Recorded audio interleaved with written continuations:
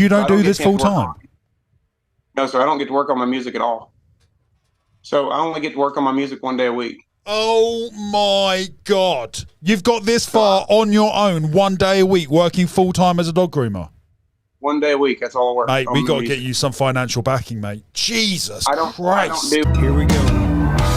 Oh, come on, Trey. What a beat. I love the way you smile when you look in my eyes. I wish that was the case, but so I'm a dog groomer. I don't know if you've seen any of the news segments. You're a dog person. Yeah, so if you watch any of the news segments, so Yes. I groom for a place that donates 100% of the profit to our non-kill shelter. So I've been there 17 years. So I groom 30 dogs a day, roughly. In the news segments, I was doing like 20 dogs a day. But Oh, good beat. There's that drum. How involved are you with the production and the music videos? Is it all coming from you as well? 100%. So I even edit my videos. So I edit You them do the myself. editing as well? Do what? The editing we've seen on those videos, you did? Oh, yeah, brother. I do all the editing. Bravo, my friend. 7 draw from your mom and pa. You're an angel girl, promise nothing naughty. Oh, here we go. Sure glad you could come tonight. Mate, you mentioned very early on, and I made a note of it because it sounded like it was an important person in your life. And the added information about your father not being there. You mentioned that your Tania's dad was like a father to you. Yeah. Would you mind elaborating? Has he become a really integral, foundational member for you? Yes, her father and grandfather are literally. This is where it gets weird. I'm just a man. I'm not a king. It's obvious from everyone else's perspective you're full of talent. So why don't you see it?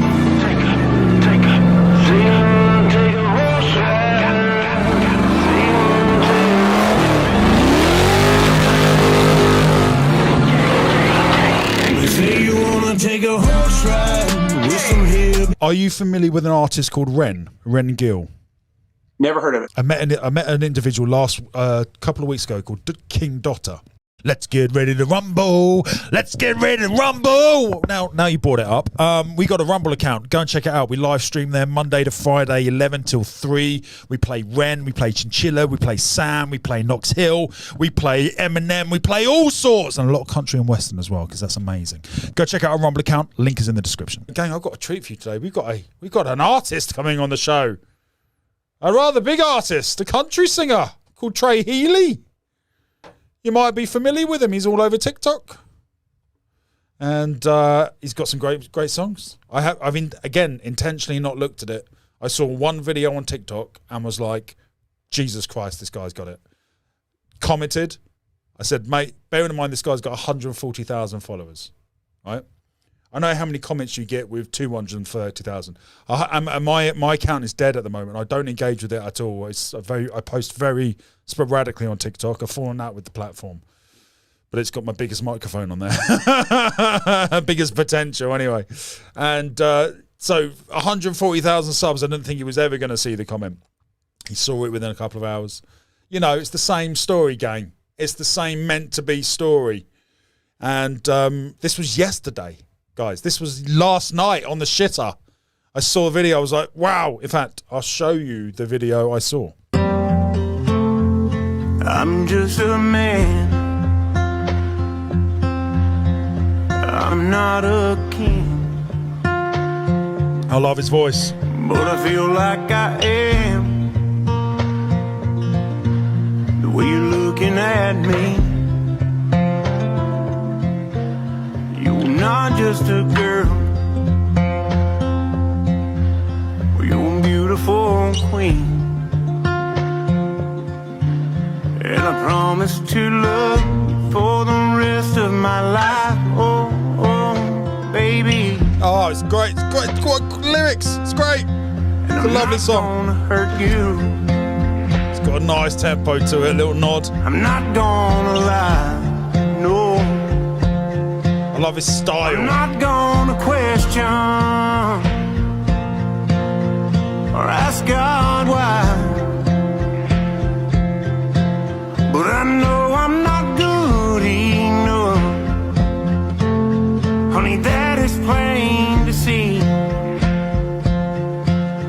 would I crawl to the end of the world just to love you, baby? I think he's been influenced by Garth Brooks a little. He's kind of got that Garth Brooks vibe to him. I don't know. Well, hopefully he'll take that as a compliment. But I love the style. I love his look. And then we got a load of his songs over here, gang, on his YouTube. And he's got all the music videos on here. So I thought what we'd do, gang, when Trey comes on is we'll get to know him. Get to know what he's about. I don't know anything about him other than that song. Literally.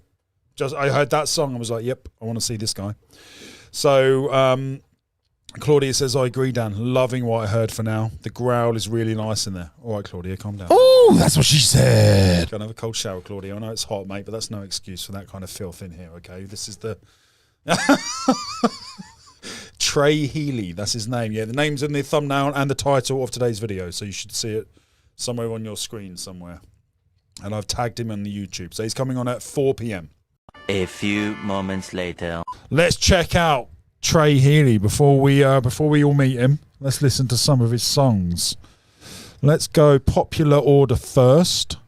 As you can see, I've listened to one. I did that this morning just wanted to double check who we were listening to. I panicked and I thought maybe one song wasn't enough. I listened to this one, I thought it was enough. I'm going to trust my gut feeling moving forward.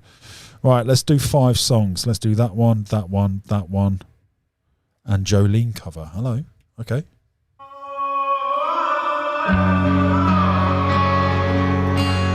Oh, Claudia's submitting one for the gauntlet. Okay, mate. Okay. I see you. You can build a play wall, you can tear it down. We can feel the world stop moving when you're under the ground.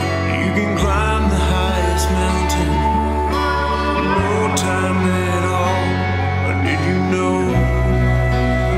while you were growing up, you let your lady fall?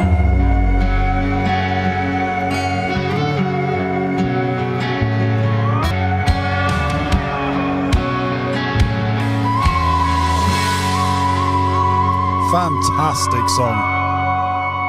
I really like that. Right, let's check this one out. All This Time by Lonely Clown. It's kind of got like an emo punk vibe to it also.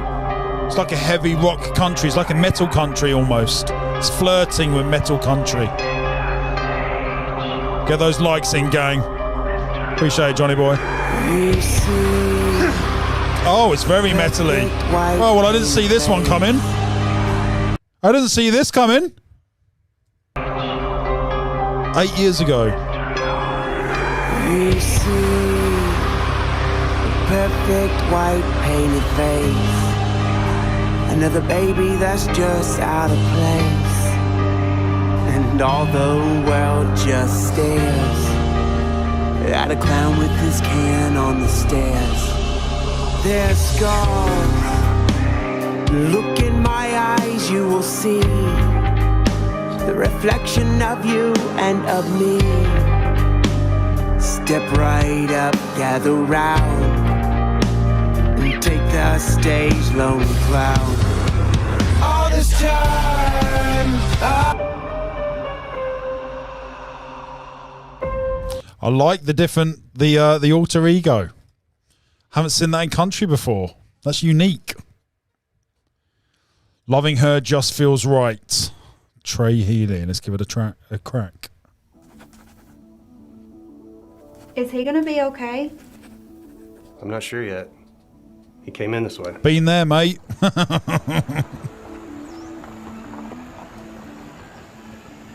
Who hasn't? Here we go. Oh, come on, Trey. What a beat. I love the way you smile when you look in my eye. Loving her just feels right. If I had to guess, Garth Brooks has been a heavy influence. If I had to guess, that's the vibe I'm getting. Young Garth Brooks. Jolene cover, Dolly Parton. Dolly Parton. This will be interesting. This will be interesting. Right, gang. This is a classic. It's fucking Jolene. It's fucking Dolly Parton. Right? This is the foundation where country has been grown from. This was one of the founding mothers of this genre. Dolly, the P to the Arton. Twin Towers Knockers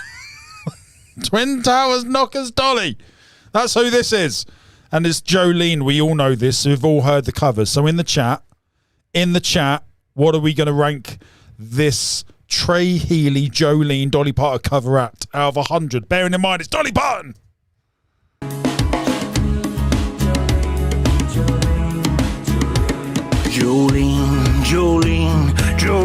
Jolene, I'm begging of you, please don't take her, man. Oh, it's good. It's really good. Jolene.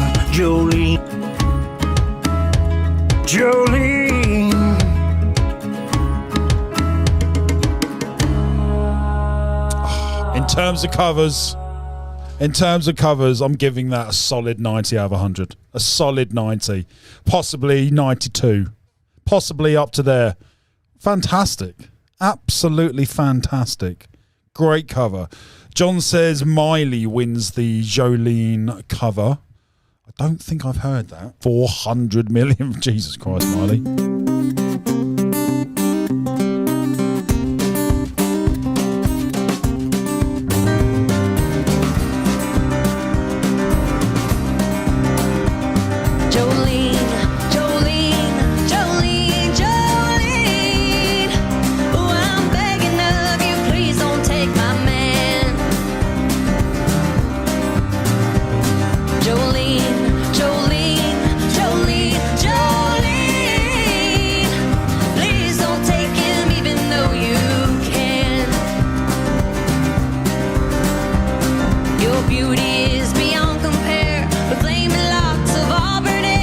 It's very good. It's fucking Miley. Miley has blossomed so much over the years. She's fantastic. That's they're two completely different styles, so it wouldn't be fair to compare them. But yeah, mate. In terms of that style, yeah, that's up there as well. That's fantastic. Right, let's listen to his latest one now, gang. Baby. I've listened to this one as well, clearly. And let's do Backroads. Let's do Lies. All right, gang. This is the latest track, 3 weeks ago. I'm just a man. I'm not a king, but I feel like I am. The way you're looking at me, you're not just a girl, you're a beautiful queen. And I promise to love you for the rest of my life. Oh, baby. I love this. It's lovely. It's a beautiful song. And I'm the end of the world just to love you, baby.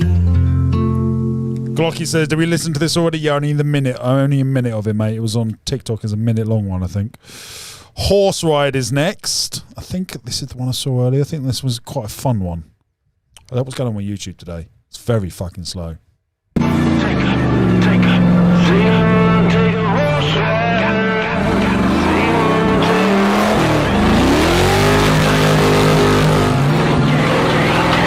You say you wanna take a horse ride with some hillbillies thuggin'. Pull up in the whip and get some hillbilly lovin'. Back up in the sticks where we do our thing. We ain't from the big city, but we show. We send your ass to heaven if you run up in our hand. Oh, I like that one. That's a fun one. Next up, Backroads. I like the guy's style. It's like an Undertaker type style.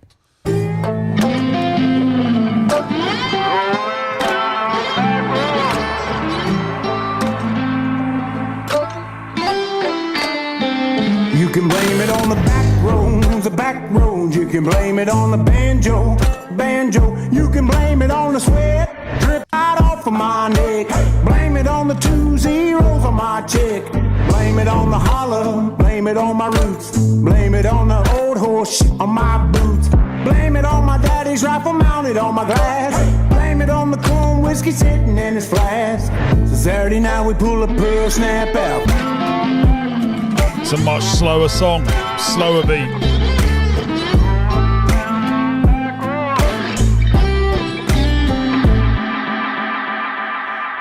Nice. I like that one as well. So many different styles he's got. Lots of different styles and lots of different facets of country. He's got the upbeat, he's got the hip hop, he's got the metally rock, he's got the laid back and laid back and honky tonk vibe. So many different styles, which is great because not everybody likes one style. I can see from the comments, some of you aren't a fan of the slow, but you're loving the upbeat. Some of you don't like the upbeat and you're loving the slow. So he's hitting lots of different bases. I think it's great.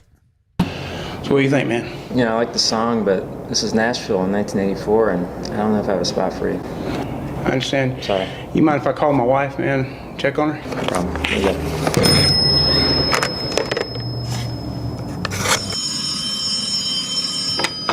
Hello? Hey, baby. Hey. Yeah, I feel like I can predict the beat already. I feel like this is going to be the bit of a nod. I don't know how. running a little bit late. I got to make a couple more stops, and I'll be home. Okay, is everything okay? Yeah, I'll tell you all about it. Okay, on your way in, could you stop by the front desk? They're saying we only have one night left. Okay, I'll take care of it. Okay, I love you. I love you too. I was completely wrong.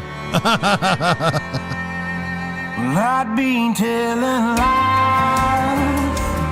I wasn't. if I said that I don't need you, or if I said that I would be alright. Look how cute the baby is. If you ever left me alone.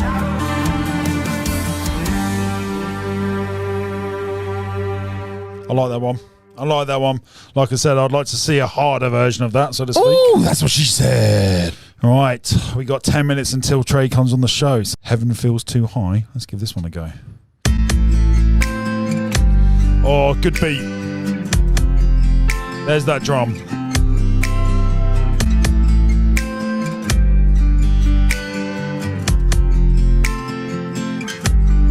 We've all been down this road before. Oh, I love this The drum. devil runs all out. Too many.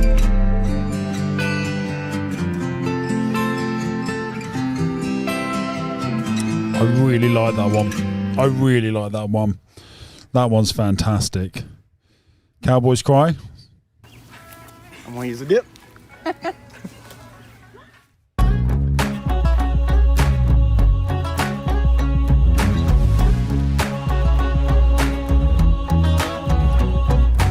Hey girl, the way you're sitting there with your long blonde hair looking up at me. Lights flashing bright with my hat down low, you can hardly see. But you're bringing a tear to my eyes. Maybe we can get along tonight. If I play it right, we can have a little party. Southern draw from your mom and pa. You're an angel girl, promise nothing naughty. Will you make Oh, here we go. Sure glad you could come tonight. Sure do bring a tear to my eyes. Make a cowboy wanna cry. Fantastic. Great song.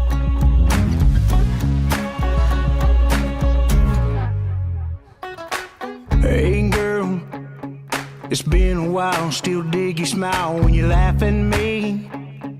Contagious lady, call me cry baby. Well, it's hard to believe. Right, gang, I'm going to quickly pop to the toilet. I'm going to let this play and then hopefully another song should be queued up. But we hitting the town tonight.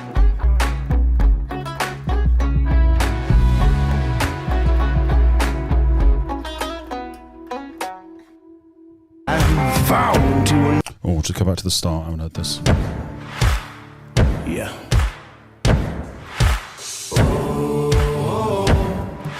Someone's been messing around in my head, say. Someone's up there trying to make me dead. Someone's out getting me sometimes. Crazy thoughts I will regret. Don't you know?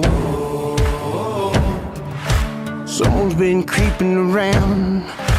Devil's been creeping around in my head. To that little baby girl that lost her hair. Looks in the mirror, but there's nothing there. Crying every night, Lord, take my life. Falling to her knees, asking God why she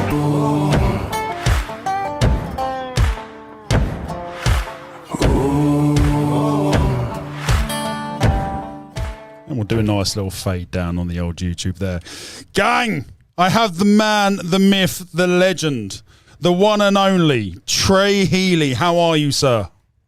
I'm blessed, man. Mate, Blessed beyond words. Thank you so much for joining me. How are you? I am hanging in like a hair and a biscuit, as we say here in the South. Like a hair and a biscuit. Thank you so much for joining me, mate. I really appreciate your time.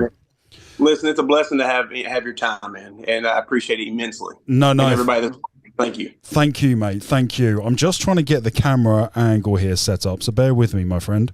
Yep. I'm almost ready. I don't know how to. There we go. Let's try that one. Let's try there. And if I bring the camera forward, I can then bring me down a bit. There we go. There we go. We'll see if that works. I'll do it in the post edit and all that. We are live, mate, but you can say whatever you want. Any swear word, it doesn't fucking matter, and we have a chill time here, mate. We have a chill time. So I want to apologize first of all. I'm in a weird spot here to be videoing, so we're having a baby. So we've moved around our whole house, and we took my studio and made it a guest room to expand my studio bigger. So I'm sitting here right now, as y'all can see, in our kids' playroom. Oh, mate, that's cute. I love that. So that's where my camera is right now. So the studio is completely shut off, and we're remodeling it. So that's why. Oh, mate, that's a beautiful thing. So is this your first child? No. So we have another baby that is 2 years old almost. We got about a month left, and then we have one coming in October 5th. So So was that 2 years or 2 months? 2 years old. We have a 2-year-old baby that'll be 2 years and 1 month, and then we have a baby that's coming October 5th. Oh, so we are blessed. We thank God every day for our blessings. And is it the baby you have at the moment, a little boy, little girl? We're having a little girl. Little girl. So we got 2 of them. 2 girls. Oh, mate, that is so cute, mate. We're done, man. This is it.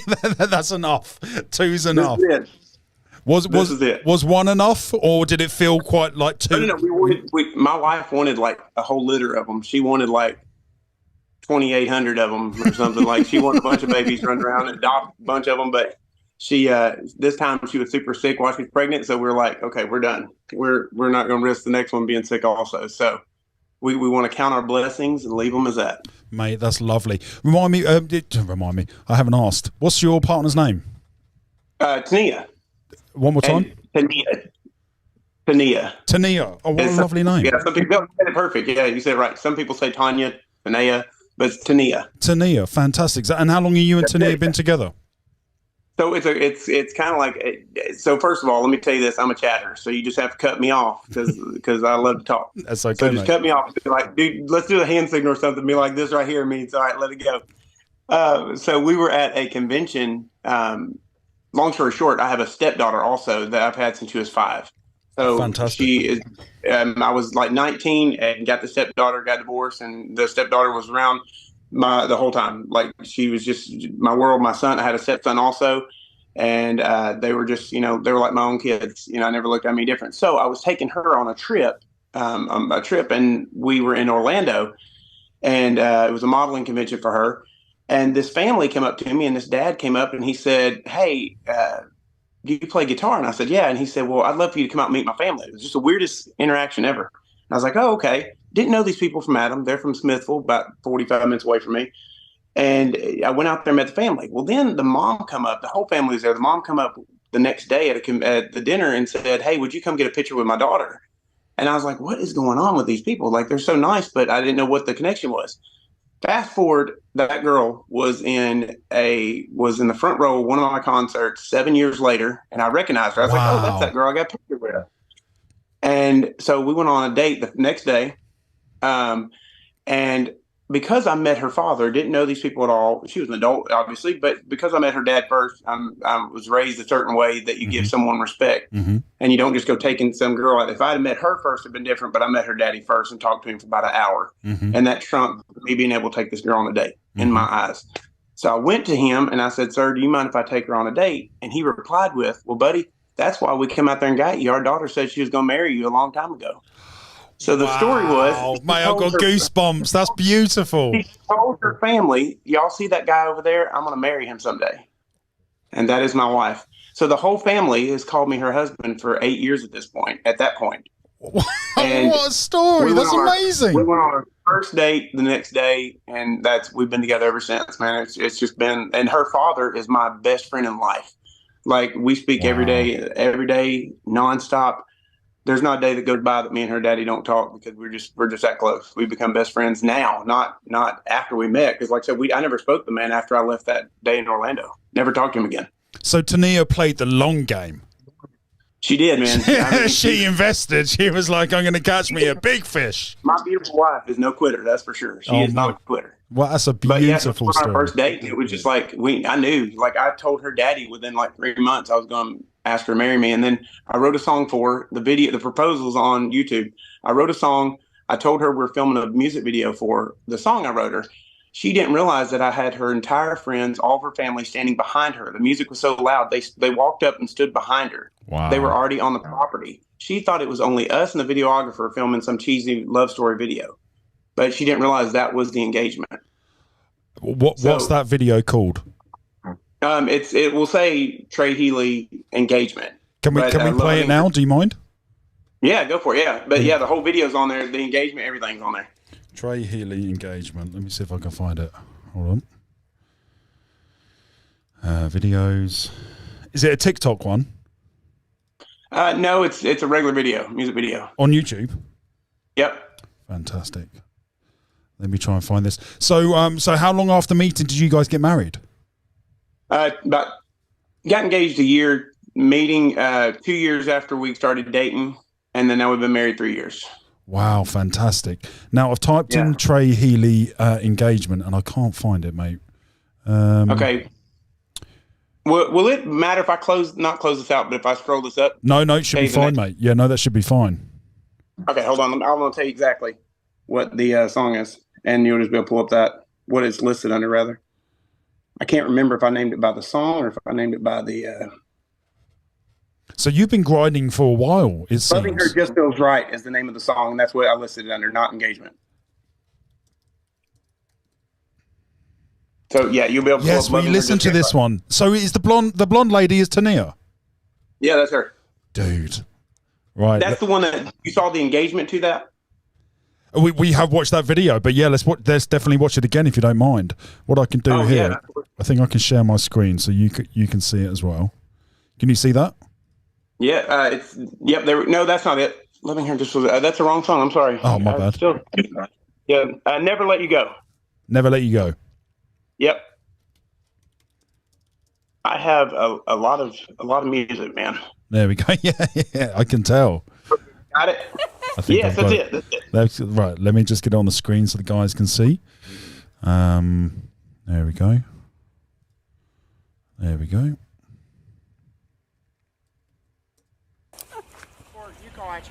We didn't watch this one. Okay. You got them? Yeah. Okay. Yeah. Now, she has no idea. She just thinks it's us and the videographer and the person that owns this property. That's it. Okay.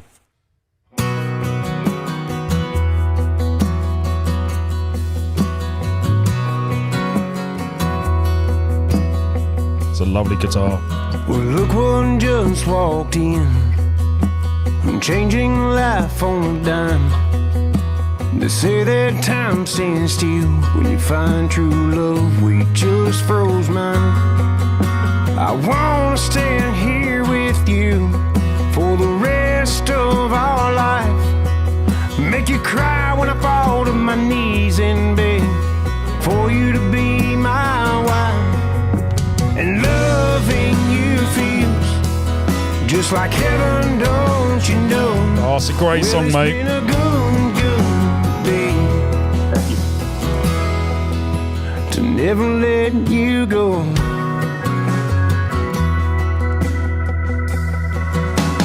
Baby, you sure look good with the flowers in your hair. I love the way your dress blows in the wind to the beat of your hair. I wanna stand here with you for the rest of our life. Make you cry when I fall to my knees and beg for you to be my wife. And loving you feels like heaven, don't you know? Girl, this is a good, good thing to never let you go. Oh, it's beautiful, mate. It's absolutely beautiful. Thank you. So she's about to realize that they're all behind her, but you'll see me in motion. One more time. You'll see me in a minute motion for the family to come out. They're all stuck in a house right now behind her. Again and again, we both cry when we held that little hand. This love we have will never die. From the first I do to the tears in our eyes, you look like heaven, don't you know? You look like heaven, don't you know? Well, it's been a good, good day to never let you go. And she had no idea. No. This is a 1,000-acre farm. So Oh, I'm getting goosebumps, mate.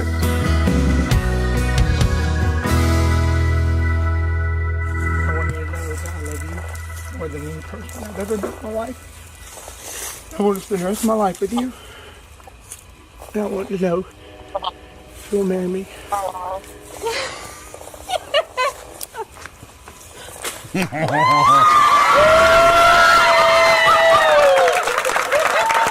Oh, mate.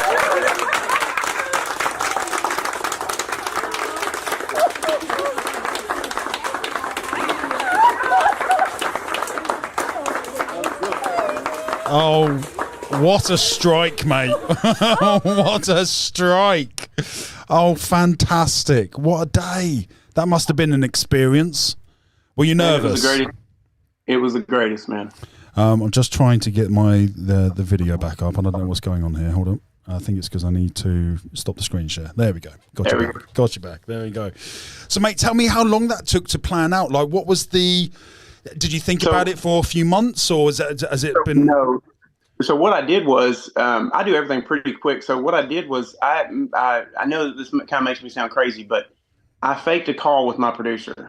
Okay. I acted like he called me, and I let her hear the conversation, knowing that my wife is super eager and willing to do whatever I need her to do for my music. She's always first and foremost like a pusher and pushes me to go ahead. So on the phone to my producer, I said, "Man, you're crazy. There's no way I can get a video done this weekend for that song." And I acted like he said we got to, and I said, "No, we can't." And I hung up with him. Well, she said, "Of course, call him back and tell him we'll do it." It had already been planned. Nice. And the place was planned. And so then I said, "Well, I don't know where we'll film it." I knew she loved this farm that we filmed another video at. So I let her pick the location. It had already been picked. Oh, genius. So then Genius. I was like, "What are we going to do the video about?" I said, "It's too quick to make it a story." She said, "Why don't we just sing the song to me and make it real in front of that White House?" The family was already going to be in the White House. It was all done. But you were 5 steps ahead. I love it. A little reverse psychology, man, worked. I was like, how in the world did I do this? But so she planned it out. So she planned the video, but it was already done. It was already planned. We already knew where we were going to park all the cars. We already knew everything so we could hide them. And we used to go to her church in her hometown where she's been going for a long time. And her daddy was a deacon there. So we even went to church that Sunday morning, left the family, and I took her to eat. And I'm watching. I turned her so she couldn't see the window. I'm watching the entire family convoy driving down the road past the restaurant that we stopped and eat at, and they're heading to the venue. So wow. I'm sitting there thinking, if you turn around, you're going to see your whole family, all your friends following behind each other and headed to this music video, which is an hour away. But we just left them, and they were supposed to go home, but they went right past us. So wow. it was a blessing that it all worked out, and it was cool. Now, mate, tell me, you mentioned. Sorry, mate. There's a small delay. Continue. my music is to tell you time wise about a song like that. I write my songs the morning of going to the studio. So I don't write them. I write really quick. So I write all my songs. I write them in about 15 to 30 minutes, and I don't edit them. Wow. So I make them as honest as I can make them. And I don't go back and change anything. So I'll write them that morning. If I go to the studio at 11 o'clock on a Monday, I usually go on Mondays. I write the song at 9 o'clock on Monday. So I don't even know what I'm writing about, nothing. And I just write it right then. And then so the creative process for you is you wake up one day, you get a vibe, you put it down, and that's it. That's it. Love it. So all my songs were written the day of the studio. Where does that come from? The only thing that's different, I say that I may have had, but I may have had in my mind an idea of like, man, I really want to write a song about. I really wish I could write a song about. So in that sense, I do have a cheat sheet of a list of songs names of songs that I would like to write about. Gotcha. But no lyrics on. It's just like I want to write a song. I just recently, the new song that nobody's heard yet, not one person has heard besides my wife and the producer. Okay. I have a song that I'm pitching to a guy that we've been in conversation back and forth with, a very famous guy, and having him sing on the song. And so I pitched it to him. I haven't heard back from him yet, but I pitched it to him and I wrote the song. I've always wanted to write a song called I Wish You Would. Nice. And so I already had that in mind, but that morning I woke up before I recorded the demo to it, the demo that I've got. And I thought, you know what? I'm going to go ahead and write that song this morning. Like that's the song I'm going to pitch to him because I've always wanted to write it and go from there kind of thing. So is that a song about regrets? No. It's oddly enough, it's a song that's, I've got kind of like, I don't want to, I'm not even trying to, because I'm not, if you took all the talent that I got, it wouldn't mount up to the finger of some of these other guys. So I understand, like. Oh, I disagree. I disagree, brother. Thank you. But I work as much as I can with what I got. But I always think about songs of like different. I don't look at songs of like staying in one genre or staying in one. I just want to create music. So the reason why I said that is I don't want to compare myself to Post Malone, but I appreciate Post Malone. I appreciate Upchurch's ability of making music that's not, the music isn't just cookie cutter. You know what I'm saying? Where all the songs sound the same. I'm okay doing a song that sounds rock or a song that sounds country or a song that sounds like rap because in my heart, it's still the same writing. Mm-hmm. It's just a different melody behind it. So with that said, this song is a little different than the genre wise than the other one. I wanted to write just a badass song about not breaking down and dividing people and saying, this kind of person I want to kick their ass, or this kind of person. My bottom line is about the song is I wish you would come to my place, come to my hood tonight. Nice. And I wish I could hear some gravel popping as you slowly creep by. My wife and kids are sound asleep and they're down for the night, and I'll be out here cleaning my daddy's gun under my porch light. And what that means is it just means that I wish anyone would try. It don't matter. You could be a hillbilly. You could be a redneck. You could be a hood. You could be anybody. I wish anyone would try. You know what I'm saying? Like with my family in my house. You know what I mean? Not to break down, certain kind of people. I wish y'all would try, blah, blah, blah. It's like anyone. You know what I mean? If my wife and kids are sound asleep in the room next to me, yeah, you better believe it won't be. I had to make it, sound good for song-wise, say my daddy's gun, but it won't be my daddy's gun. You know what I mean? And I won't even need a gun because if my wife and kids are sound asleep in the house, it's anybody. So that's what I wanted the song to be about. I wish it would. Is it similar vibes to the Jason Aldean song In a Small Town? That kind of. Okay, so you are the first to know this besides my family and my wife, okay? Is this an exclusive? And a producer too. I have a song that the first song I pitched to this guy was a song called, we either named it Hell in Half of Georgia or we called it, I love rap and hip hop. So I'm a huge rap and hip hop fan. Me too. The Rough Riders. So I named the song Country Rough Riders, but it was kind of up in the air between Hell in Half of Georgia and Country Rough Riders. So I write a Dern song, and I can't even make this up. I'd never heard Jason Aldean's song whatsoever until I saw the video for it. I never heard the song. The video is what made me hear the song. So I write a song, and it said, well, if you want to burn your town down, you better stay away from mine. And it was talking about like, you can burn your ship, but don't burn mine. Yeah, yeah. It was talking about like in a small town, but it wasn't saying like, it wasn't so much specifically targeting one person. Again, it was literally saying, you know, if you want to do that to your stuff, that's your shit to burn. But if you throw a match this way, you got a couple lessons to learn. You're going to fight hell in half of Georgia. Man, we get down in these small towns. Don't say we didn't warn you. We may be some hicks down in the sticks with mud all on our tires. There's going to be some hell to pay because we're country rough riders. That's the lyrics of my darn song. Mate. So then Jason Aldean comes out with the song the day after I got my mix back to send to this guy who has songs with Jason Aldean. So I'm thinking, I'm a man of integrity when it comes to stuff. I wouldn't hop on any, whether I believed in his songs, his video, whatever. I wouldn't ride anybody's coattail, or I wouldn't do that. You know what I mean? Like I wouldn't put, even though mine was a lot more open and not so much, you know, jab kind of thing. I still wouldn't ride on someone's coattail. So I wouldn't put my song out now for love or money. You know what I'm saying? Really? So even though it has nothing to do with it, even though it's just, you're just born of the same, it's clearly a consequence of society that artists are making this vibe. So, well, I wish that all people looked at it like that. That's the thing, is I feel like if all people would look at it like that, but now if I was, my producer called me the next day and he said, man, I'm blown away right now. He's like, no one would believe that you wrote the song, and had no idea that all hell, the backlash didn't come out yet and the video hadn't come out yet. But I was like, the rest of the world, I feel like, and not that I really care, but when you put money and time into something, you don't want to be a coattail puller, you know what I mean? Or people accuse you of being a coattail. So I don't want to ride his coattail and his fame, as you call it.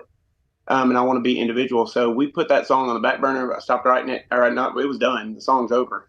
But I didn't want to pitch that song to this gentleman because he has other songs with Jason Aldean. Gotcha. And I felt like, and has had a relationship with him for a long time, I didn't want him to be like, wait a minute, did you just write that song to send to me thinking because I have songs with Jason Aldean that I would like this song? It just messed up everything, man. It was like, I was so proud of it. But I wish you would, turned out way better. And so that's hopefully the song that will come out. And if like I said, if he, super great, talented guy, if he doesn't go for it, then I'm still going to come out with myself.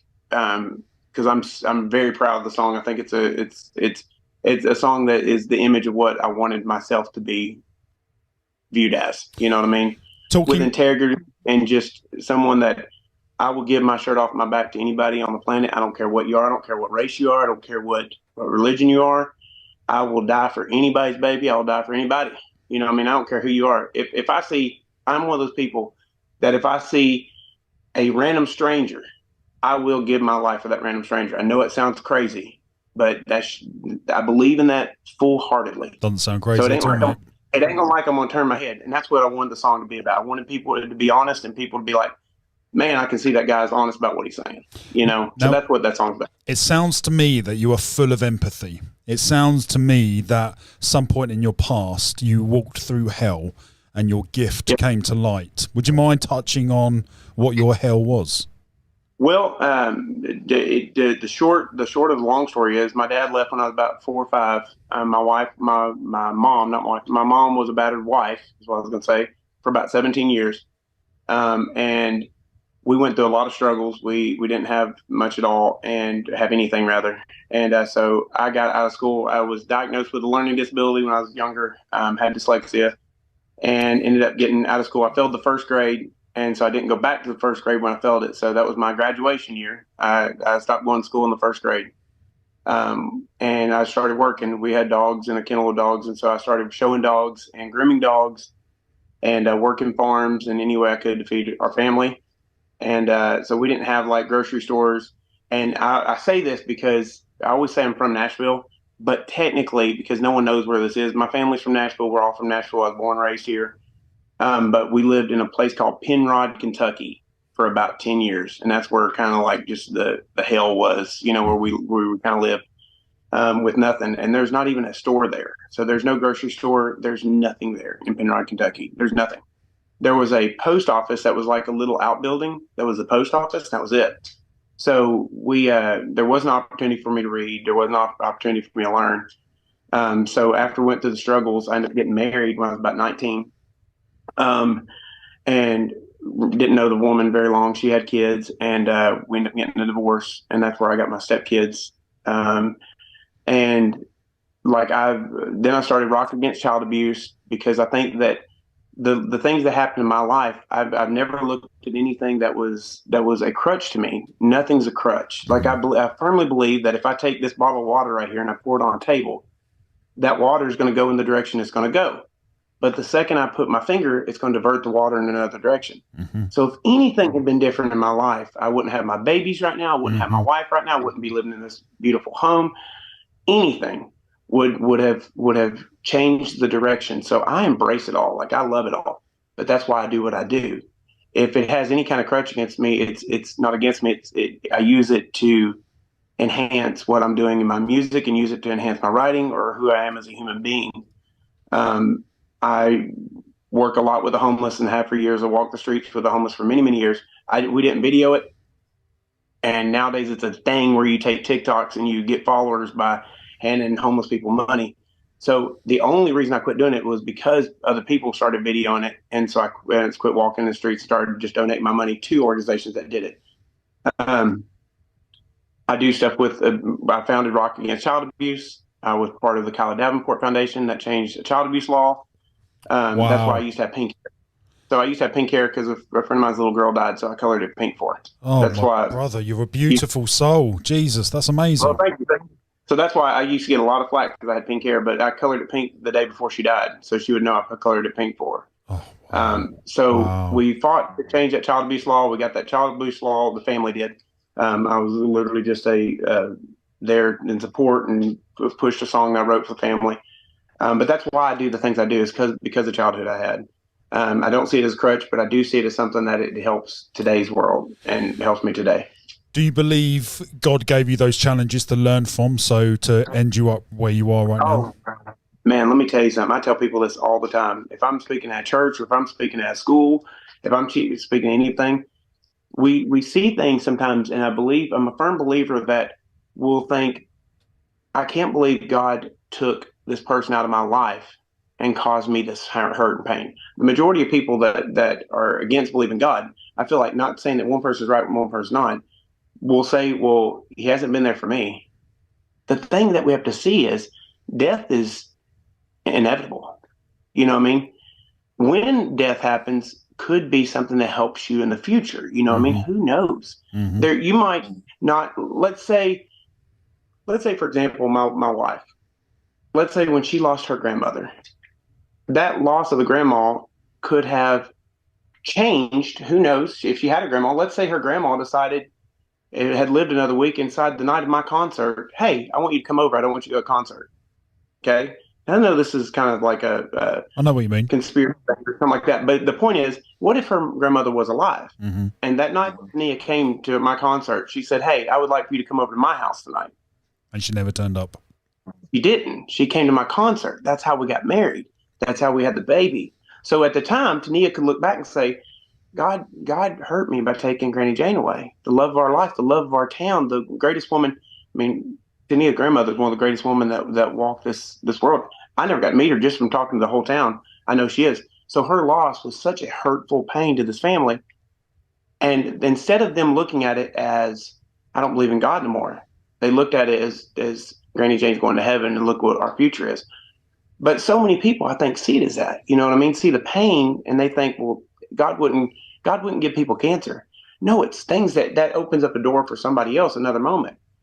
Who knows why have you ever just been where you're going down the road and you get stuck in traffic and you think, man, had something not held me back a minute ago, that may have been me that got in a wreck. Yeah, many times. You know what I'm saying? Many times. And we'll gripe and moan about, we got stuck in traffic for an hour, but at least we're not the person that caused the hour to be stuck. We should be blessed. That's a blessing right there. That means that God had our favor. He was looking out for us. You could argue that Tania's grandmother was taken away so she could have two children. The pain of that. That's the point. That's an even better point than what I just made. That is the point. Thank you for making that. That's the point, is that she went away, but who knows if that would have happened if she didn't. And that's just how the world works. But I see those things as blessings. I know for a fact that if I had went to school and hadn't been poor and wasn't in poverty, that I probably, if I'd have went to high school, I would have probably married someone that was my own age.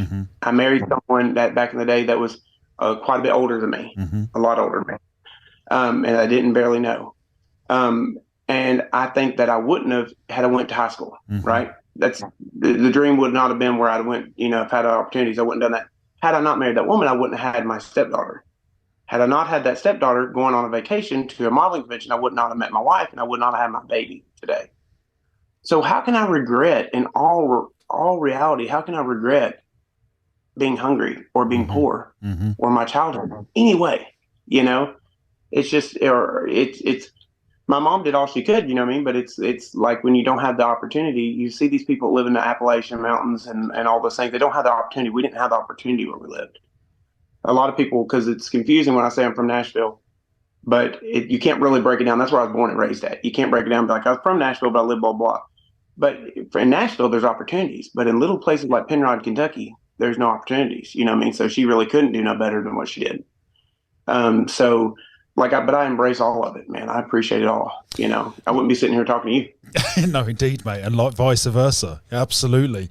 Now, my brother, the time limit on this Zoom call, because it's the free version, we only get 40 minutes for free. So what I'm going to do, I'm going to play one of your tracks. I'm going to end the Zoom, email you the same link, and we'll just carry on after the track, if that's okay. Are you good for time? Are you in a rush or anything? I'm great. I'm blessed. I'm just sitting here chilling. My brother, what song would you like us to put on, mate? Give me a song that is your jam. Okay, so now that I just talked to you about Granny Jane, I know you've heard the baby song, right? You've heard the baby song from TikTok? Yes, fantastic song, mate.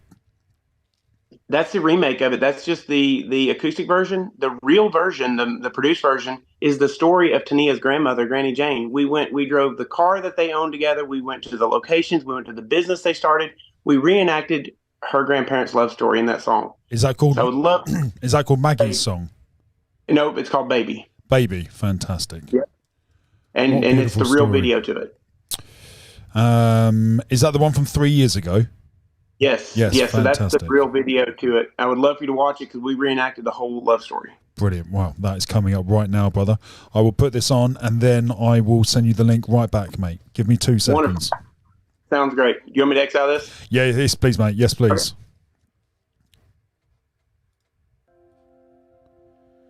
This is photographs from... What an absolute legend. I'm absolutely loving this chat. I was in the National Guard at the time. In fact, I was a platoon sergeant. Thank you very much. What's this? Who's baby? It says, I'm just a man, not a king. I'm just a man, not a king. This is a song I wrote for your grandma many years ago.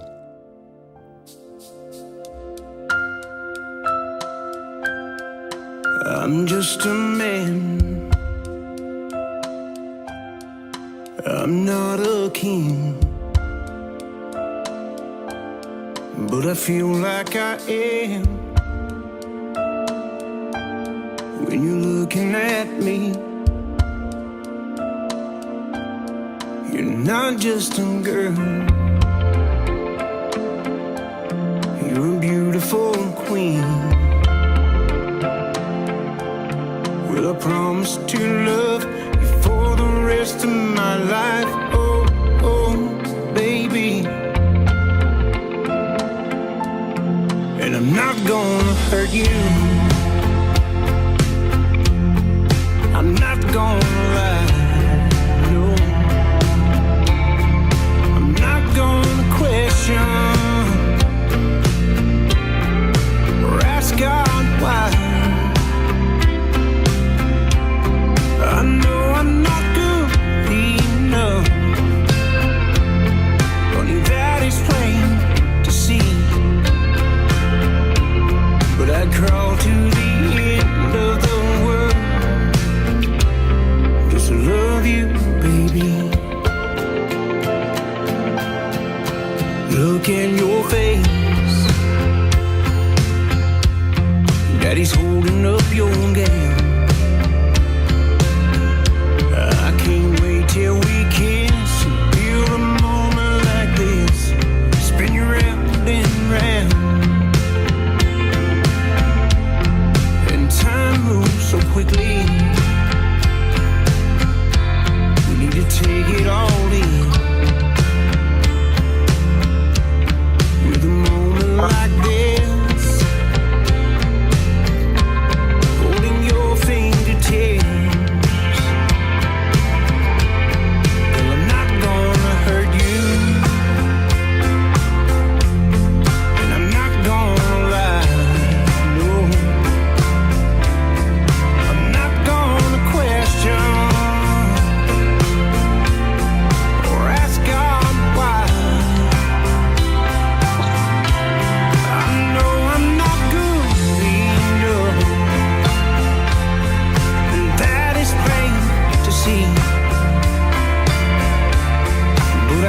crawl to the end of the world just to love you, baby. Oh, what happened there?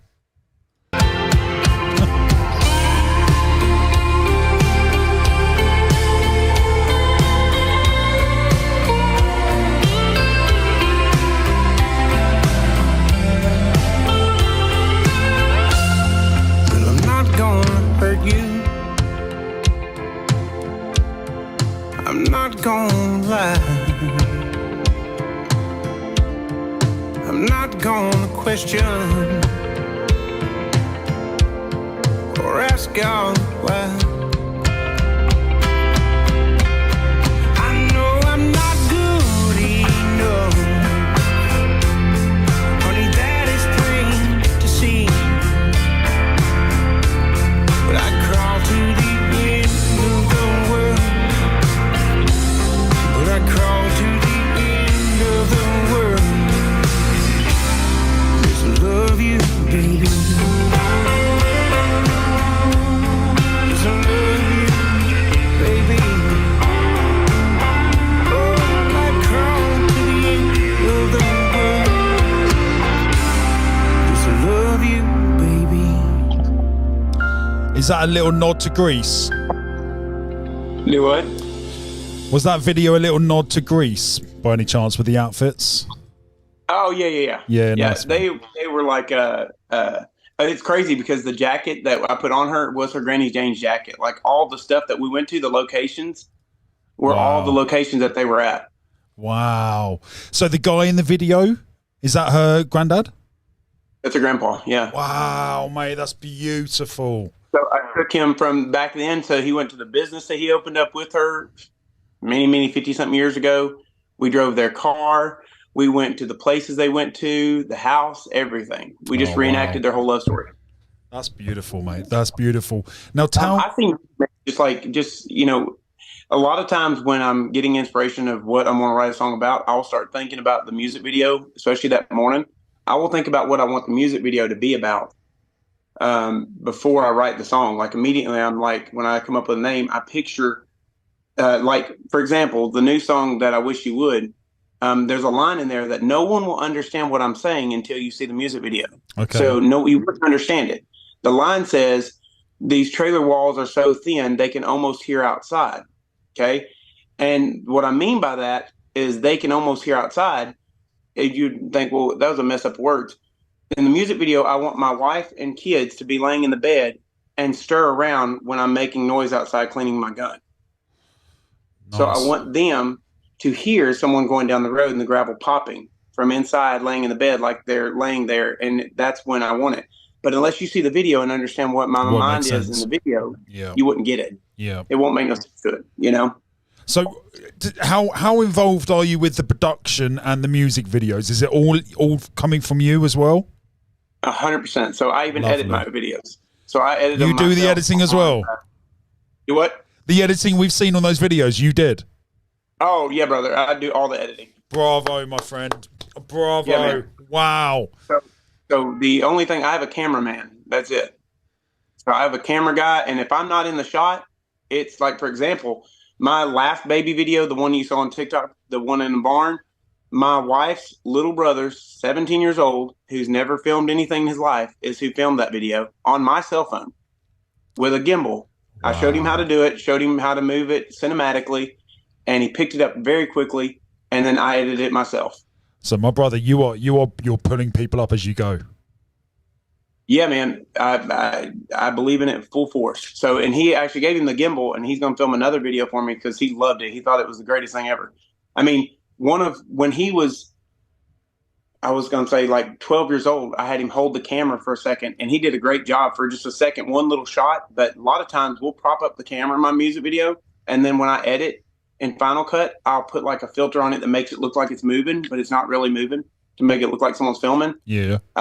But if we're in like a good shot, I'll have a videographer come in there and do it. Hey, I had no idea you did the editing and the production and the singing and everything. You're doing everything. 100%. I have nobody that helps me. I don't have one person that helps me at all. So you're not signed to a label. You're independent, completely independent. this is the thing. A lot of independent artists still have a team of people. Yeah. Right. They have a YouTube team. They have a marketing team. I have nobody. I don't have one person. Wow. So I don't have anyone to load my little TikTok videos, edit them. I have to do everything myself. So I do everything myself. So I don't have, like, besides the producing, like when it comes to like an engineer, that kind of stuff is out of my realm of like engineering the music part. But when it comes to producing, I co-produce everything. I direct the music videos, everything. People in my chat at the moment are losing their mind over the fact that you do everything. That's, mate, what a talent. What a talent. And I get the energy of grafting. Like, mate, you don't stop. It sounds like you're just churning this beast, and you're going to start the momentum itself, and you have done. Well, I wish that was the case. But so I'm a dog groomer. I groom. I don't know if you've seen any of the news segments. You're a dog person. Yeah, so if you watch any of the news segments, so I groom for a place that donates 100% of the profit to our non-kill shelter. So I've been there 17 years. So I groom 30 dogs a day, roughly. In the news segments, I was doing like 20 dogs a day. But so I groom in Nashville about 30 dogs a day, and the store donates 100% of the store's profit. So it's a really cool place. I've been there 17 years, working 50 hours a week. You don't do this full time? No, sir. I don't get to work on my music at all. So I only get to work on my music one day a week. Oh my God. You've got this far on your own, one day a week, working full time as a dog groomer. One day a week. That's all I work. Mate, we got to get you some financial backing, mate. Jesus Christ. I don't get to work on my music at all during the week. I only work on it Mondays about once a month. So I work on my music about once a month, one Monday a month. So the dream, are you comfortable with that balance, or is the dream to go full time? Is the dream to do this? Because I get the impression you want to do the volunteering. I don't know that this kind of is like a double-edged sword, because it may actually hurt me. But I don't think I want to go on tour playing for 500 people shows at bars. You know what I'm saying? Because I have babies now I got to think about, and I can't take them there with me. But would I give anything in this world to open for someone that's famous and be able to show them what I can do, and show them that I can do everything myself, and that I can put on a show for them, and be able to take my family with me, and at my own expense or whatever. I wouldn't even care to pay for it. Like, I'd pay for my own concert to go there and open for somebody. That's my dream. Like, I won't ever be Morgan Wallen. I don't have that ability, or Luke Combs. But I would love to open for their opener. You know what I'm saying? Like, that's my dream. I always tell people, I'm like, and I full force believe this, brother. I believe that if you want to go up a ladder, you have to take it step by step. If you try to jump to the top of the ladder, you're going to fall every time. Preach. I'm baby steps, man. Like, I'm honored to be on this show. You know what I'm saying? Like, I'm honored to get 1 million views somewhere. You know what I'm saying? Like, that's what makes me excited during the day. It isn't packing out some stadium. That's just not even my thing. Or being a millionaire from music. You know, it's just getting someone to acknowledge my music is what my dream is. Like, this is just as big to me as Morgan Wallen selling out Nissan Stadium. Oh, I know it's crazy, but to me, to someone like me, it is, because it's just. And I mean, didn't even know you before this. No offense to you, but I don't have time to get on YouTube. You know, so I'm not one of those guys that's sitting there doing this right here, because I get home after I sit in traffic about an hour and a half. It takes me an hour and a half to get to work, an hour and a half to get home every day. So I get home, I leave my house about 6:50, and then I get home about 6:50. So I'm gone 12 hours grooming, and then when I get home, it's all 100% baby, and then I just play with my baby and my wife, and just spend time with them, and then we put my baby to sleep. So I don't get time to get on there and like research who all's out there and stuff like that, or do anything like music wise. So, mate, you mentioned very early on, and I made a note of it because it sounded like it was an important person in your life, and the added information about your father not being there. You mentioned that your Tania's dad was like a father to you. Yeah. Would you mind elaborating? Has he become a really integral, foundational member for you? Yes, her father and grandfather are literally. This is where it gets weird, because I've heard parents or people say that their parent is their best friend and their parent. You know what I mean? And I've always been like, well, you kind of got to keep it separate. But he generally is like a best friend and a parent. You know what I mean? Like, he's kind of stepped in that role. Has been like every morning of my life. I look forward to it, because about 7 o'clock, 7:30, he calls me every morning, and tells me he loves me and hopes I have a great day. And I think I've gotten dependent on that, because if he don't call, I'll be messaging him like real quick, or he'll send me a picture. If I don't call him, vice versa. If we ain't conversated every morning, something's going on. So yes, he's a definitely an image of what like I want to be as a man and a father, and just the respect that my wife has for him is immense. And it's, seeing a man, I believe that's why I wrote Baby, is that men should see women as a blessing and treat them like an angel, and just treat them with respect immensely. Same with children. Now, another man, I don't have no problem mistreating. I have no problem with it whatsoever. But a woman and a child, I believe they should be treated a certain way. And that's the image that I see him. See him. He's the type of guy that he looks like. Well, okay, this is perfect. So, in the Baby in the barn, I keep referencing that. The last video, Baby in the barn, right? Mm-hmm. He's the guy playing the guitar, the big burly guy with the beard. Right. Okay. Makes sense. Yeah. Yeah. Yeah. He's that. So he looks like he could kill you, right? But he looks like a unit. The most gentle person you've ever seen. Treats his wife like just an absolute angel. His kids like angels. And that's the image that I wanted to be my whole life. That I didn't see from my daddy. I didn't see that. And I wish I'd seen that. I ended up meeting my daddy finally, and he was this. When I was a kid, I remembered him being like, for some reason, like 6'20". Sure. Good Lord, if there was a height you could bend, this guy was massive.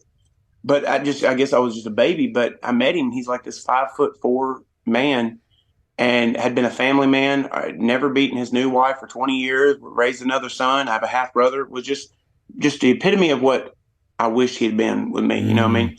And then he died the next year. I fell in love with the guy, and he died from cancer the next year. So he stayed with me for a while, about probably months at a time, and we just built this great relationship. And he died. You lost him twice.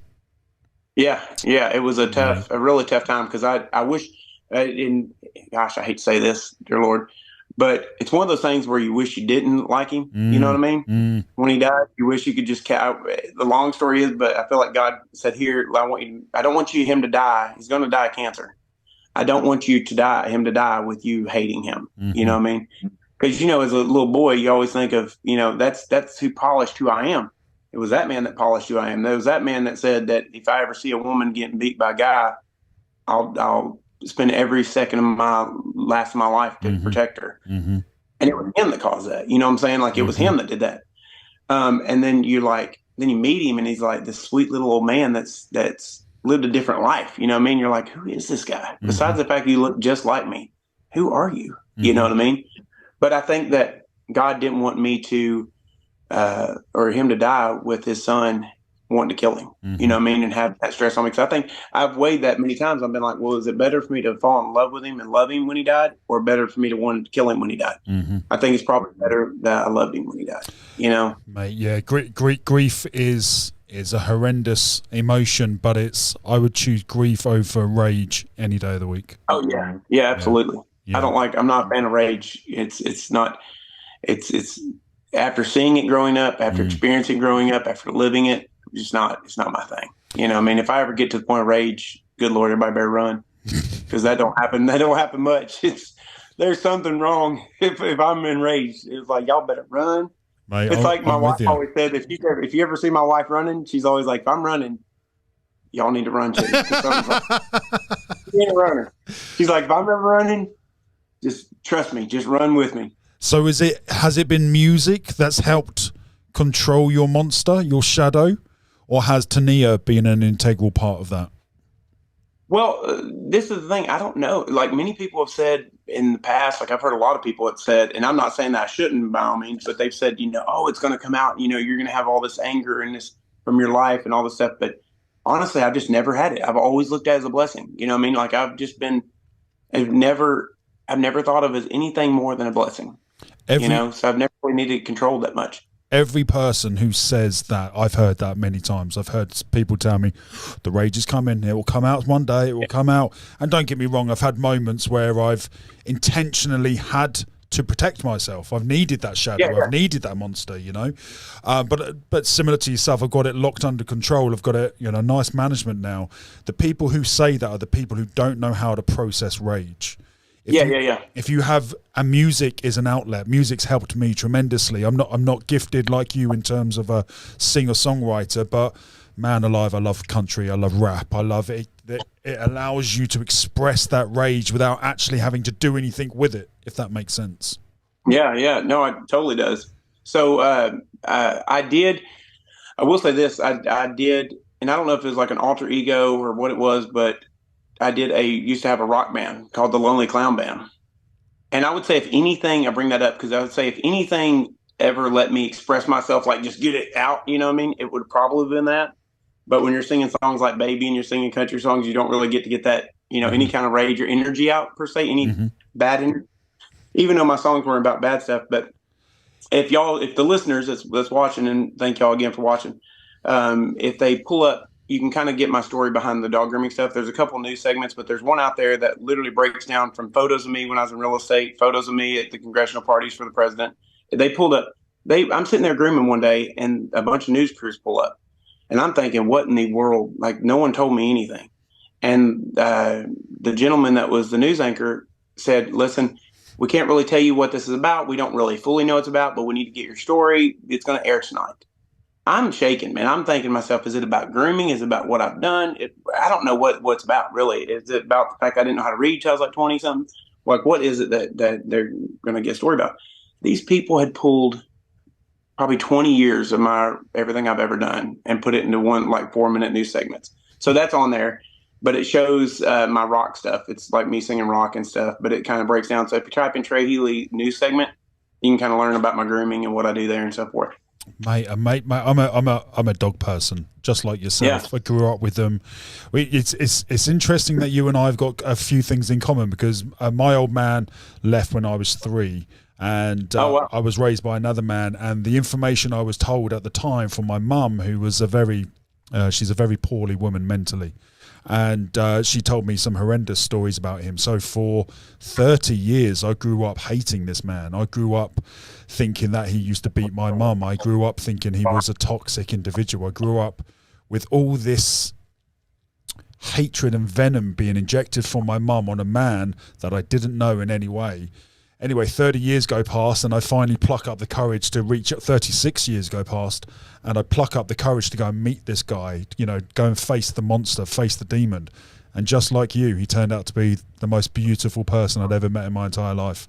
And I'm annoyed and angered that I didn't get to spend more time with him, but that's my mum's issue. And we'll deal with that another time. But it's and you're into dogs, and you're a family man, and you got stepkids, mate.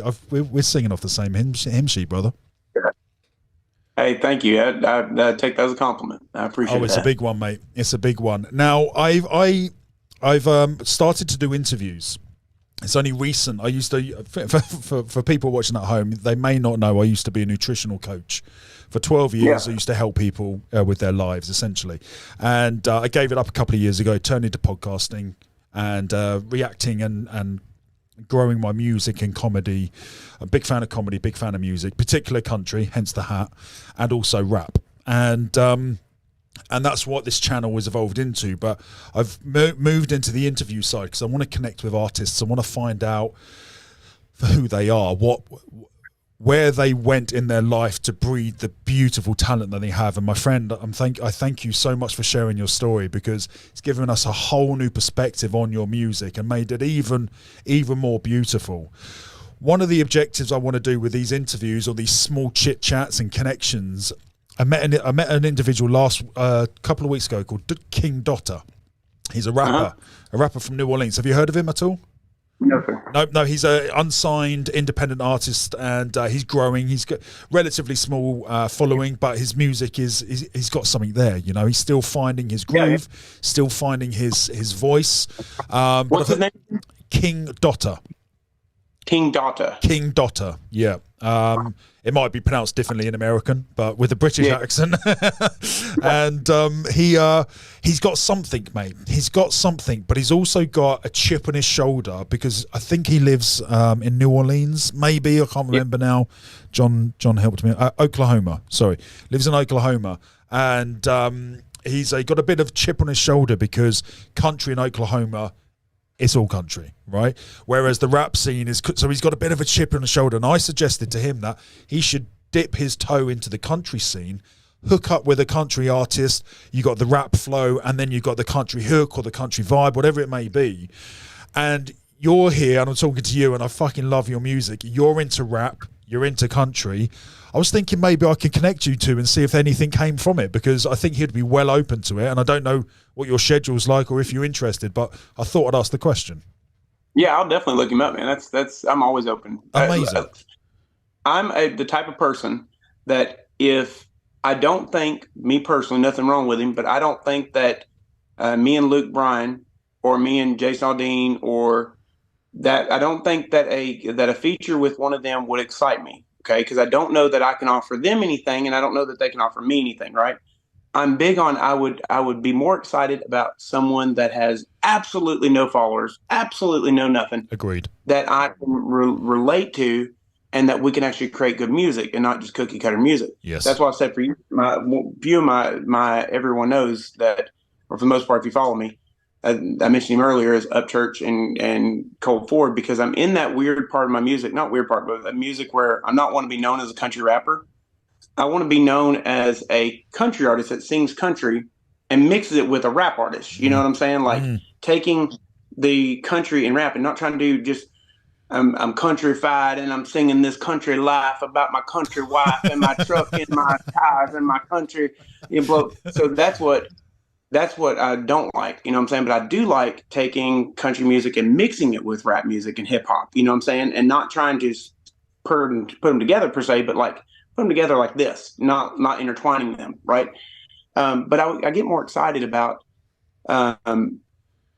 rapping or singing with someone that is on the same page as me, that I feel like I can grow from, not same level as me, because I don't believe in level pretty much. Unless you're packing out a stadium, we're all at the same level, because we're all about 4 hours away from going viral. Look at that amazing dude, that Oliver guy. You know what I mean? Everybody's talking about right now. Yeah. We listened to him today. Incredible. Absolutely talented, immensely talented, and deserves everything he has coming for him, right? But you're like, you think, and you're like, God, I hope that no one tries to change that authenticity. Yeah. And because right now it's one of those situations where, you know, I'm sure he will get, God, I get these all the time, where you get these artist deals, labels contacting you. I get that stuff a lot. Unless it's a certain thing, I'm not interested in it. And I hope he doesn't take it, because what they will do is they will slowly try to push him in a different direction. Yeah. Instead of that rawness. That rawness got him famous right now. And that rawness is an amazing, beautiful, stellar talent that, bro, I wish I wrote that freaking song. You know what I'm saying? That song is so well written. Yeah. And I'm always talking about music when writing, is that I like songs that don't feel like they have fillers in there. And when I say that, is where you don't know it's coming. You know what I'm saying? That's a filler. There's no fillers in that darn song. You know what I'm saying? That is a well-written song. And I'm like, I hope that someone don't sign him and make him do something else. You know what I'm saying? Because I feel like mainstream wants to take that kind of stuff off the market. No one wants to hear it. They think they don't want to hear that. They want to ruin the people, they want to hear that. You know what I mean? So kudos to that guy. He deserves everything that's coming for him right now.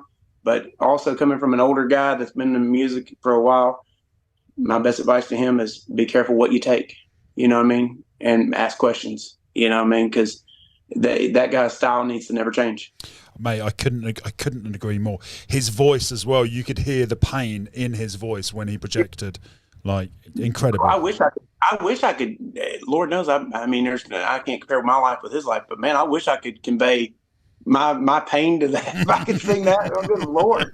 Like, maybe I do need to go back into my pain and think about it and like look at my old pictures or something. I'm like, golly. Mate, you should reach out to him. Your vibes match, mate. Like, well. Gosh almighty, I thought about that Saturday, and everyone keeps messaging me and saying, hey, you got that video going, you know, it's got millions of views, and he's got these millions of views videos. I'm like, but here's the thing. I'm like, I'm one of those guys that I'm big on my integrity. I've already said this a couple times, and I don't want him to think I'm one of those people. That's why I won't load his video nowhere. It's not because I ain't shared it, because I'm not sharing it because I don't think he's amazing. I think he's freaking stellar.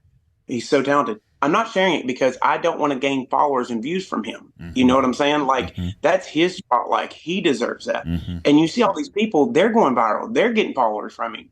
And I'm like, he deserves this shadow right now, not me. I don't deserve anything from this guy. But I also don't deserve when he dies down, and he is on my radar 100%. I will hit this guy, but I got to hit him up when he's not bumping. I wish I'd have hit him up a week ago, to be honest with you. I wish I'd have heard of him a week ago because I'd have been all over that. Yes, man. But now it's one of those things where I don't want to be one of those guys that's just hitting him up for my benefit. Because he deserves this, you know. I mean, he deserves to enjoy this, and he's got so many people hitting him up. I'm sure that's that's it. You that's your business. Like that's what you are supposed to do. You are supposed to hit these guys up. Yeah, because that's different. Give the exposure. That's what you are supposed to do because you actually help us. You know what I'm saying? You're getting our stuff out there. Thank you. But people hit him up and share his stuff. You know, I mean, they're not doing anything to get him out there. They're just trying to build their own name. You know, that's it. My brother, let's whack on another track because my bladder is about to burst again. But I will be back in 2 seconds. We'll listen to this track now, which is Moonshine Hill. Back in a second, okay?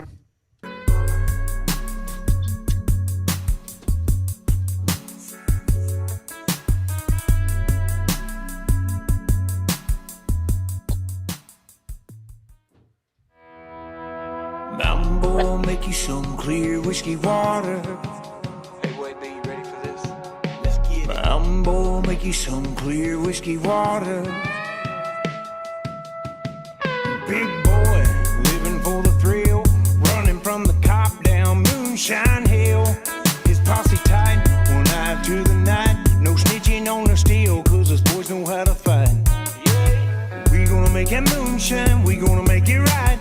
We gonna blow that smoke blowing up the sky. We gonna keep it rolling, working through the night with a black top Ford Model T with a bootlegger inside. Mambo, make you some clear whiskey water. Pulling out a jug if you wanna have a swallow. Say ooh, light it on fire. Say ooh, if you think that I'm a liar.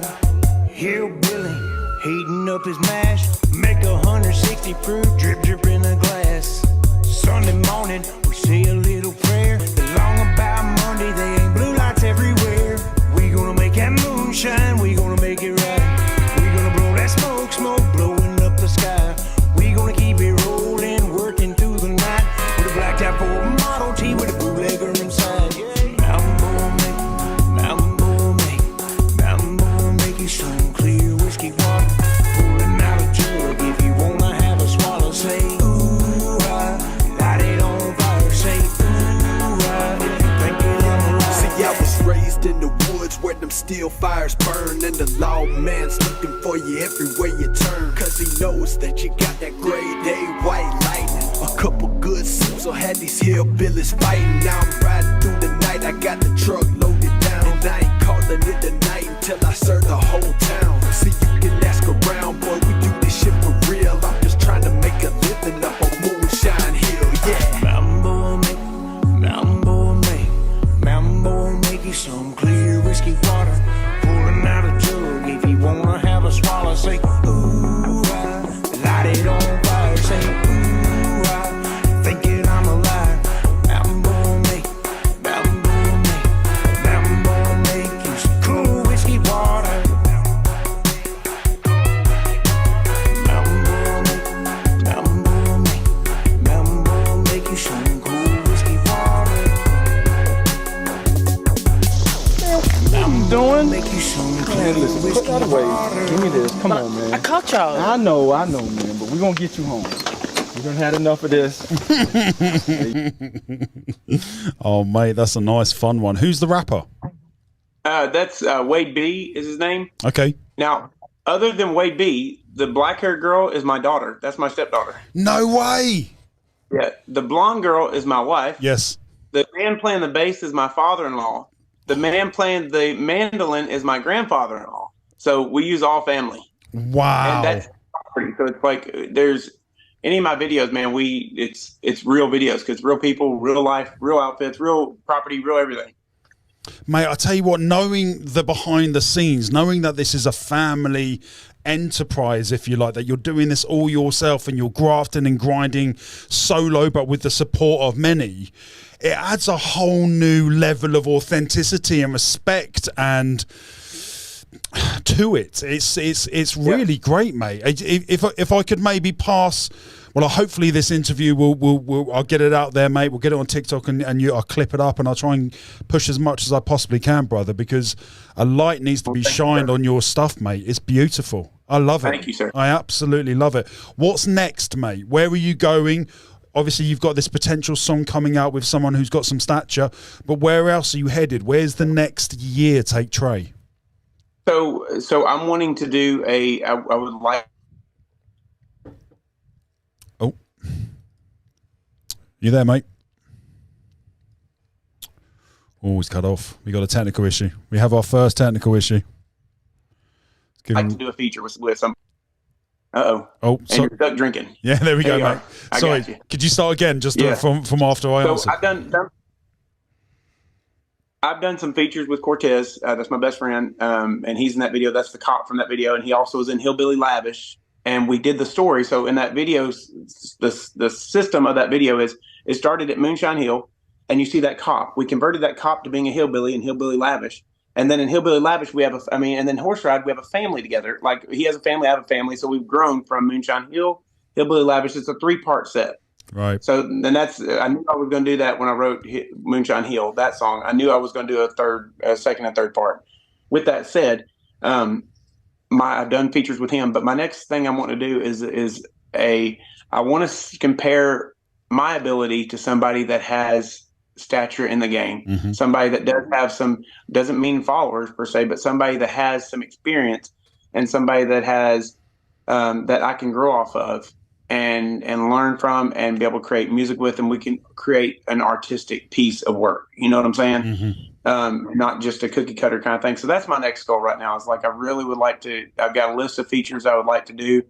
I don't think whether they happen, all those guys are more talented than I am, and have bigger followings. So whether that happens or not, I don't know.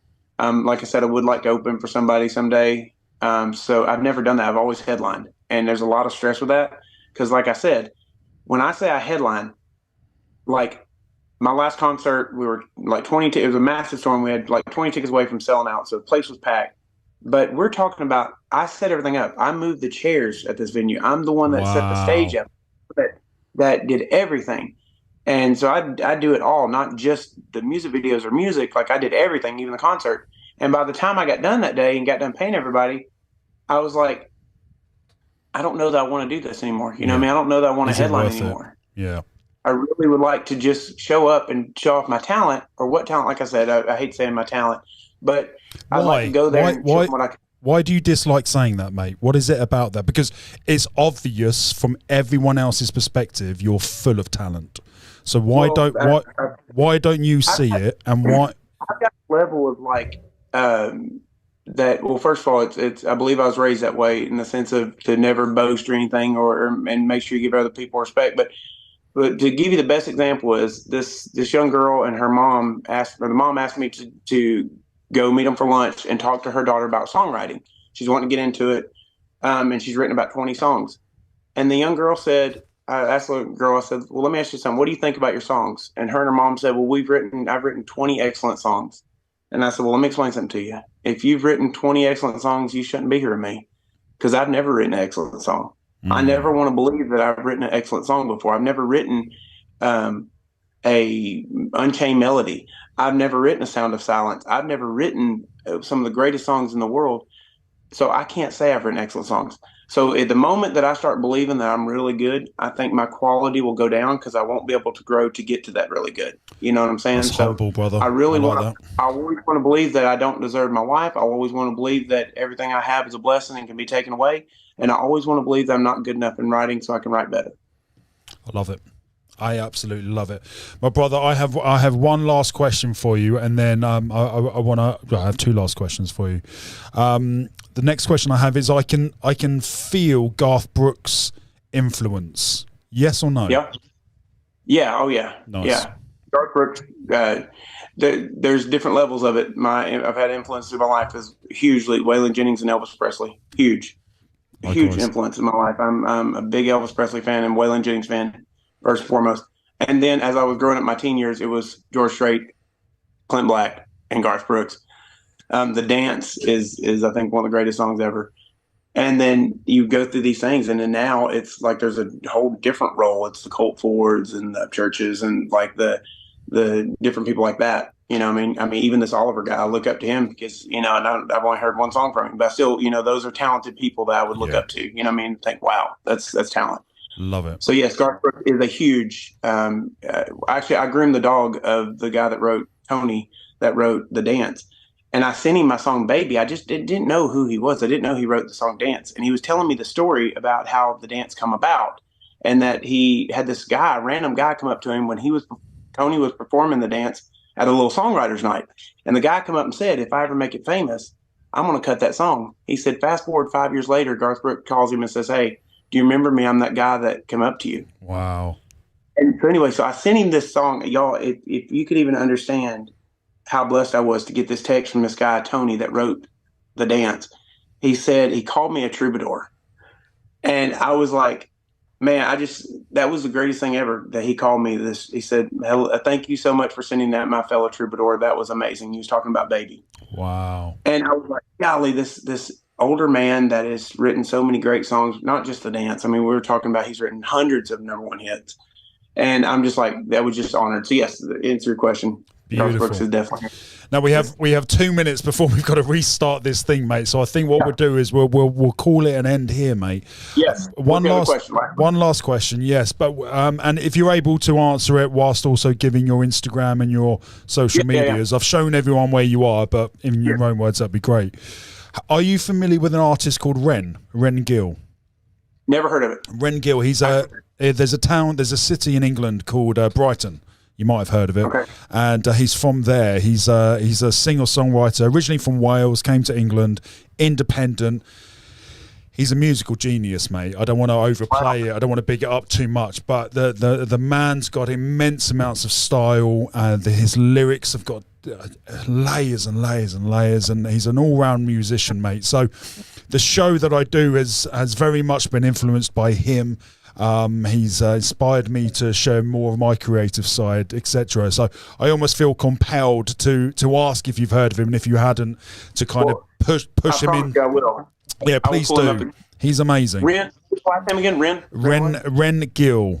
R-E-N. Ren Gill. Yeah, R-E-N, Ren Gill. And he's called Ren Makes Music on social media. Okay, perfect. Yeah. I will pull it up. Amazing. Well, thank you so much, sir, for your time. It means the world to me. I'm not just saying that, it truly does. Thank you, mate. And everyone listening to my music, thank you so much. You can pull me up everywhere. Trey Healy Music, Trey Healy.